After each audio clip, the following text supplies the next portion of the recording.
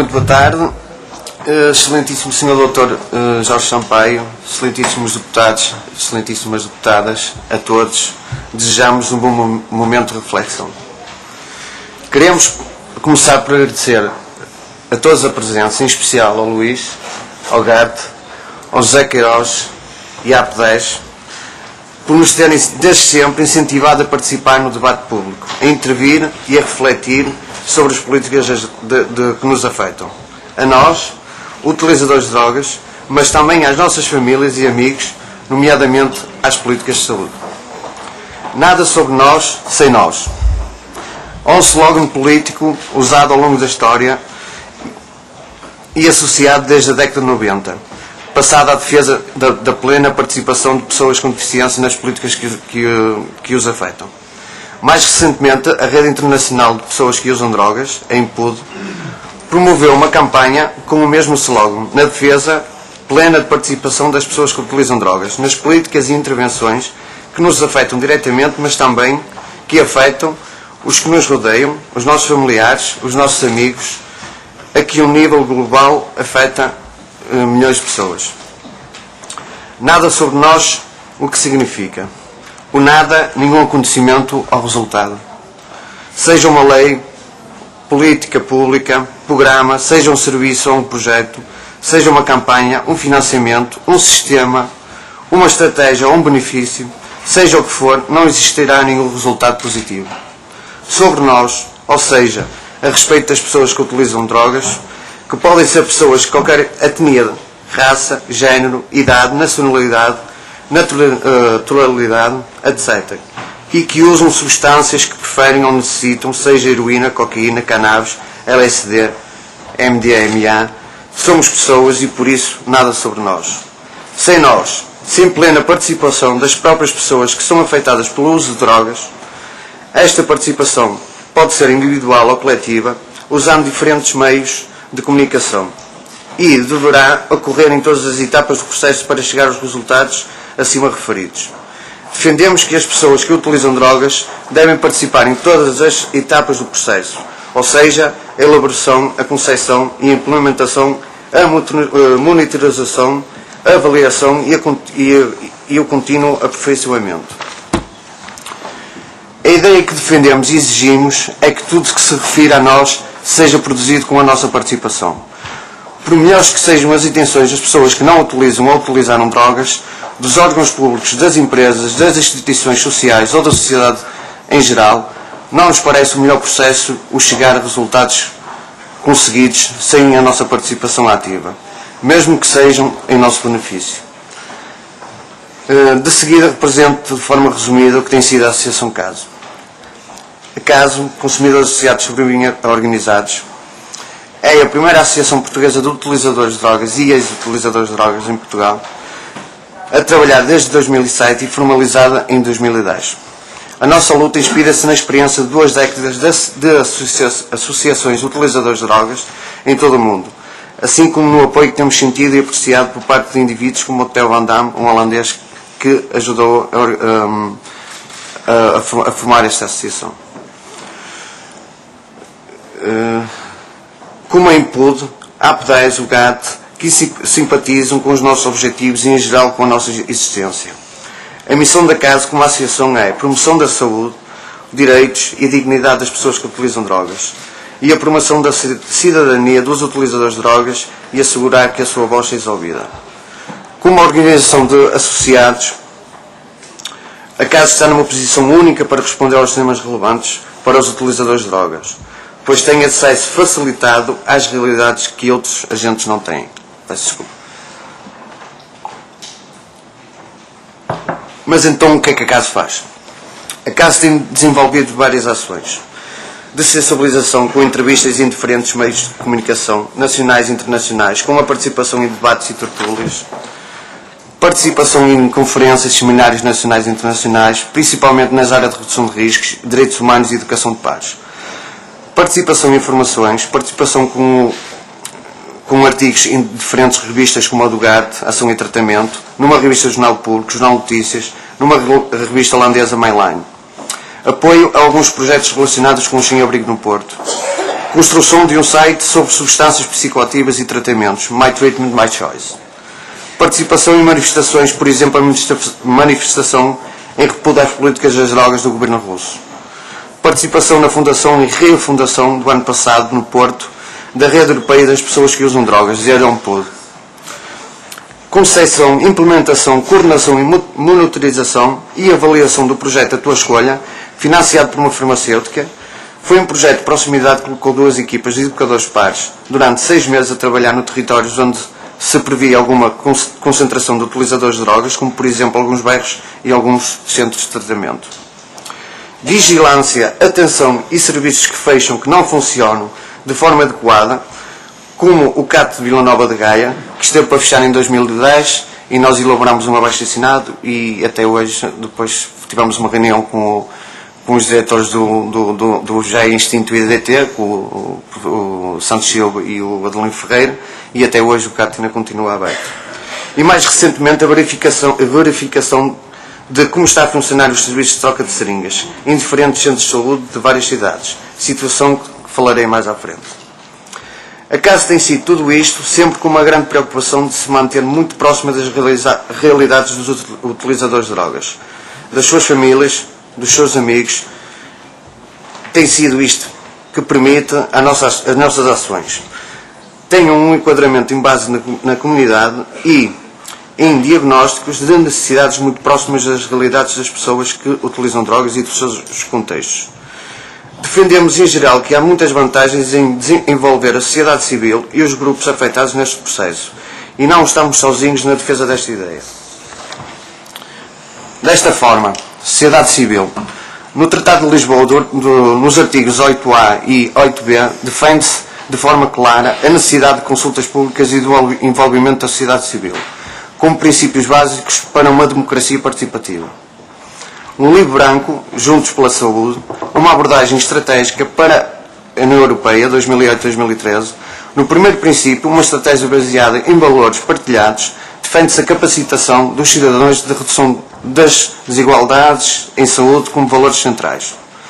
Segundo o Fórum Nacional e Social sobre as Drogas, Civil Society Forum on Drugs, nas recomendações aos Estados-membros da União Europeia e à Comissão Europeia para a nova estratégia e planos de ação para as drogas da União Europeia, defendem, e passo a citar, o envolvimento significativo da sociedade civil e particularmente dos grupos afetados, como um princípio central para o desenho das políticas no campo da saúde e do apoio social. Assim, é aqui defendido neste documento que os membros da sociedade civil têm um tipo de conhecimento especializado que enriquece o debate político por vários motivos, nomeadamente por trazer mais legitimidade, transparência e democracia aos processos de tomada de decisão, facilitarem que mais aspectos do problema da droga sejam trazidos para a discussão, pois provêm diretamente do grupo das pessoas preocupadas e ou afetadas com este assunto. A sociedade civil está muitas vezes melhor colocada para defender os direitos e interesses de grupos mais vulneráveis. As organizações da sociedade civil podem ter um papel muito significativo na avaliação, independentemente dos programas e políticas das drogas, na conceitualização e implementação de soluções inovadoras para os problemas sociais, na mobilização da comunidade, etc. Permitirem identificar com mais facilidade nas áreas prioritárias para a alocação de recursos financeiros e humanos, garantindo um melhor diagnóstico de necessidades e uma distribuição mais eficaz e justa dos recursos.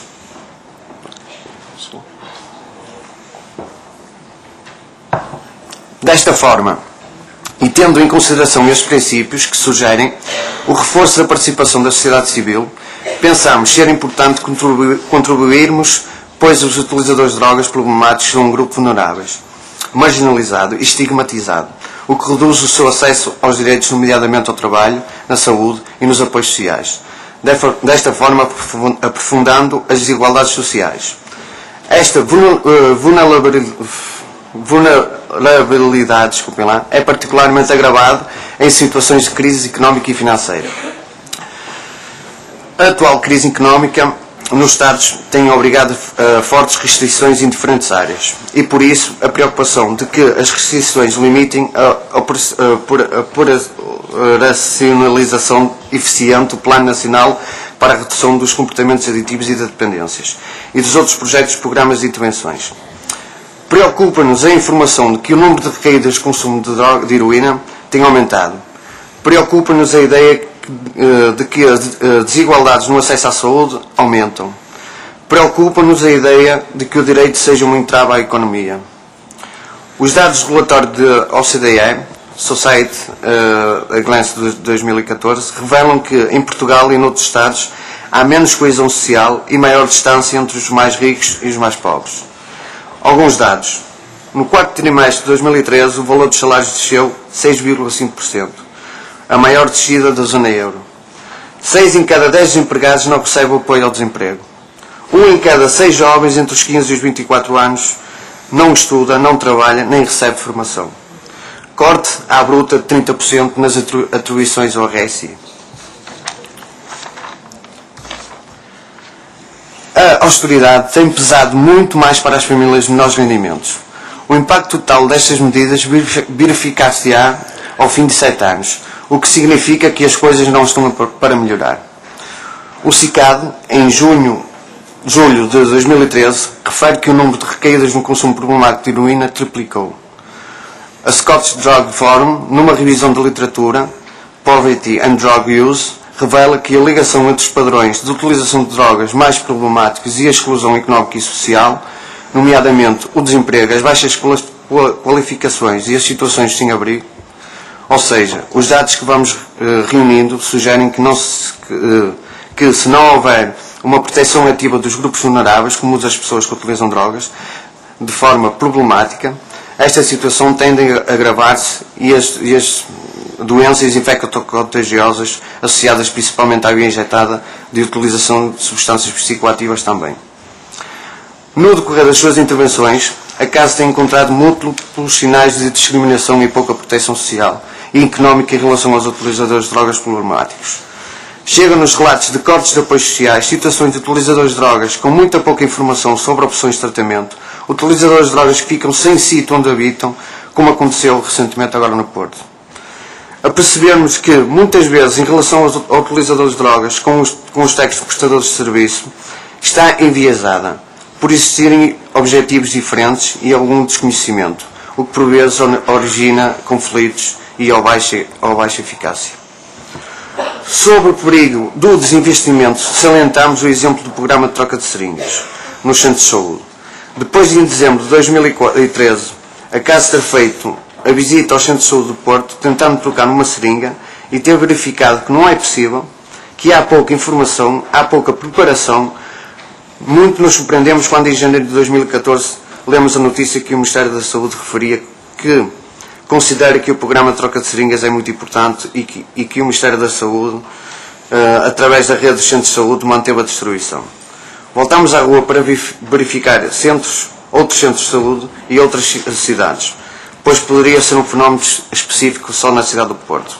E verificámos que, na grande maioria dos centros de saúde, não era possível fazer trocas. O utilizador não era encaminhado para nenhuma alternativa e muitas vezes tinha que passar por situações desconfortáveis de exposição, revelando a pouca preparação dos serviços para acomodar esta população. Os números também revelam uma quebra significativa. De janeiro a outubro de 2012, segundo o relatório anual das atividades de 2012 do Programa Nacional de VIH-Sida, foram trocados 1.226.074 seringas, cerca de 122.607 seringas por mês. No ano de 2013, segundo dados fornecidos pelos serviços partilhados do Ministério da Saúde, foram trocadas 950.000 seringas, 652, cerca de 79.221 seringas por mês, ou seja, uma média mensal de troca de seringas diminuiu cerca de 43.386 seringas. Isto quer dizer que é uma diminuição de cerca de 36%. Também inquirimos ao longo do processo alguns utilizadores de drogas e todos os entrevistados referem que os centros de saúde, por enquanto, não são uma solução.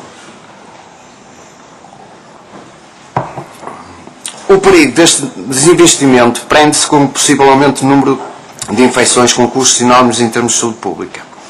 A cada dia que não encontramos soluções mais eficazes, estamos a facilitar a proliferação do contágio. A cada dia que mantemos esta situação, estamos a dar sinais de desinvestimento que afastam os utilizadores de drogas problemáticas das estruturas de saúde e da esperança de construir uma sociedade com mais igualdade e maior coesão social e menos estigma, preconceito e discriminação. Mas também somos os primeiros a reconhecer as melhorias em relação ao período anterior a 2001.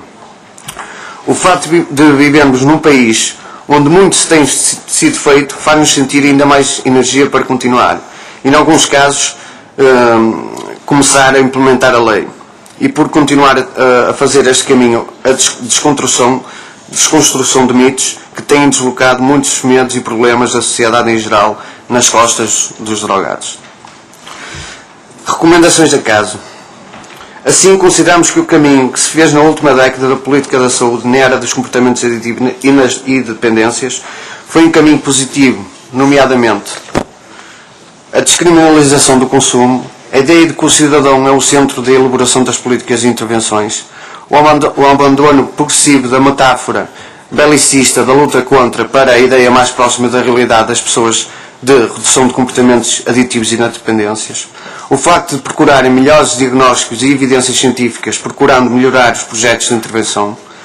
No entanto, gostaríamos de olhar mais para o que queremos e não nos ficarmos pelo que temos, e assim introduzir mais elementos na realidade própria do sistema através de algumas propostas. A nível da intervenção, gostaríamos de salientar o papel que o educador de pais poderá desempenhar como técnico de proximidade, que facilita a comunicação e a criação de pontos entre utilizadores de drogas e os serviços, permitindo melhor adequar os serviços às necessidades. A criação de relações de confiança, sem prejuízos centrados nas necessidades das pessoas envolvidas e abarcando a dimensão da vida real das pessoas. Nos seus contextos, permite a criação de pontos entre a ciência e a vida real e, desta forma, permite chegar a públicos que, de outra forma, seria impossível. Consideramos desta forma que seria uma mais-valia para o sistema de saúde a inclusão destes profissionais, seja como educadores de pares, seja como consultores de projetos.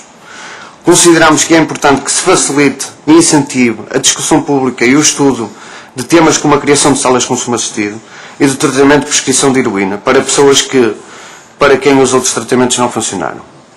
Nos tratamentos de substituição opiácea, pensamos que deverão estar acessíveis os tratamentos com a buprenorfina.